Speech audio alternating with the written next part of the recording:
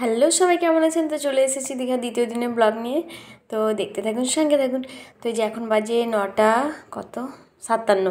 তো একটু আগে আমি ঘুম থেকে উঠেছি 9:30টার দিকে। তো ওরা চা খেতে চলে গেছে, তো এত দেরি করে আমি ঘুম থেকে উঠেছি, তাই জন্য তো বললাম ঠিক আছে যা, কোনো ব্যাপার না, আমি একটু দেরি করে যাব, যেহেতু আমি দেরি করে ঘুম থেকে উঠি। কালকে যখন বেরোই, মানে বাড়ি থেকে যখন বেরিয়ে আসি, তখন হচ্ছে যে মানে সকালে খেয়ে নিতে গা গুলাচ্ছিল, তাই বললাম যে আমার তো দেরি করে খাওয়া অভ্যাস, আমি দেরি করে খাবো।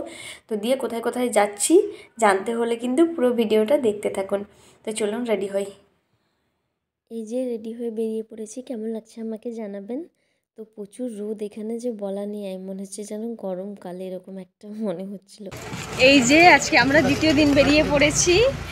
এই যে চশমাটা এসেছে, সবার লেটে উঠেছে,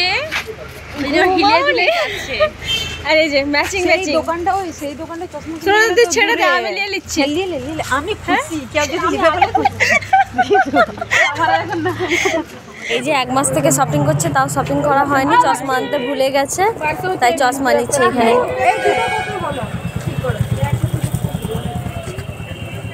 যে গল্প করতে করতে ইয়ার্কি ঠাট্টা করতে করতে যাচ্ছে এখন আমরা উদয়পুর। শুনেছি সেখানে নাকি অনেক মানুষ ড্রিঙ্ক করে, আর ওখানে ঢেউগুলো বড় বড়, তাই কীরকমভাবে মানুষ ওখানে হুক্কা টানে ড্রিঙ্ক করে, ওটাই দেখতে যাচ্ছি।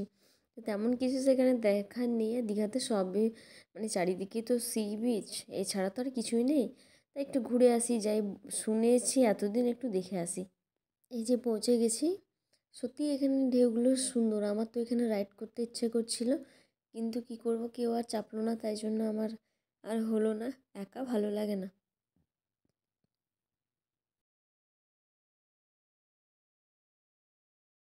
এখানে ফটোশুট করা চলছে, আর এই যে আমাদের ক্যামেরাম্যান।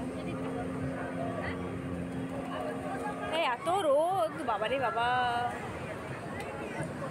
এই যে ঠিক হয়েছে কিনা এটা এখন সিলেক্ট করা চলছে। এই যে বাবারে বাবা, এত রোদ, এটা শীতকাল বলে তো মনেই হচ্ছে না, বাপরে এত রোদ আর গরম লাগছে যে বলার নেই। সমুদ্রের পাড়ে আসবো, কাঁকড়া খাবো না তা কখনো হয়? আমার খুব একটা পছন্দ না হলেও ট্রাই করে দেখতে কি, তাই প্রথমবার খেয়ে একটু দেখলাম। খুব একটা ভালো লাগেনি, আমার খারাপও লাগেনি, আমি খাই না তো, তাই হয়তো আমার এত পছন্দ হলো না আর কি। ওই যে ওরা স্নান করতে যাচ্ছে, আমি দাঁড়িয়ে পাহারা দিচ্ছি এখানে। বাবা যা নোংরা জল, স্নান কি করব। ওই যে ওরা স্নান করতে গেছে, আর আমি এখানে ভিডিও করছিলাম দাঁড়িয়ে, কি করবো, আর ঠান্ডা লেগে গেছে, স্নান করা যাবে না। এই যে এখন খেতে এসেছি।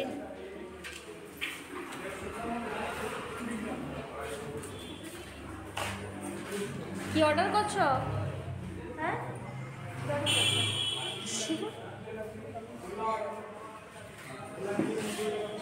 এই যে এখানে ঢুকেছিলাম ফ্যামিলি রেস্টুরেন্টে, তো এখানে ভেজ থালি বিরিয়ানি দুটোই নিয়েছিল, খুব ভালো এখানে খাবার। তো খিদে এত পাচ্ছিল, ভিডিও করা হয়নি। তো যাই, এবার গিয়ে ঘুমাতে হবে একটু, তারপর বেরোতে হবে। এই যে রাত্রেবেলা এখন বেরিয়ে পড়েছি, 6:30 বাজে। এই যে রেডি হয়ে আমরা বেরিয়ে পড়েছিলাম। তো আমরা যাচ্ছি এখন ওল্ড দীঘা। তো ওখানে অনেক লোকজন, মানে প্রচুর লোকজন, আর এখানে জায়গাটাও সাজানো গোছানো, বেশ ভালোই লাগলো। মানে এত লোক কি বলবো, প্রচুর ভিড় হয়েছে, মানে ডিসেম্বর পিকনিকের সিজন, ভিড় তো হবেই, কিছু করার নেই। তারপর ওখানে এই যে আমি এগুলো বন্দুক দিয়ে বেলুন ফাটাতে বসেছি, মানে এত মজা লাগছিল কি বলবো, পেরেছি যাই হোক মোটামুটি। তারপর আমি আর আমার বান্ধবী দুজন মিলে এখানে বললাম যে একটু ট্রাই করে দেখি, কখনো তো করিনি এর আগে।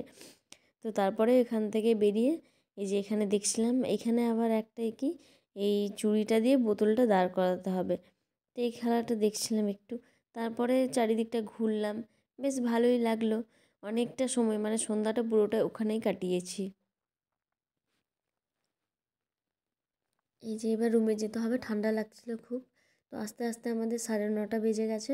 তো তারপর আবার এখানে নিউ দীঘাতে এসে একটু ঘুরলাম, খাওয়া দাওয়া নিলাম, এবার যাই খেতে হবে আর ঘুমাতে হবে। ঠান্ডা ভালোই পড়েছে আজকে, আগের দিন ঠান্ডা ছিল না, কিন্তু আজকে ঠান্ডা বিশাল পড়েছে।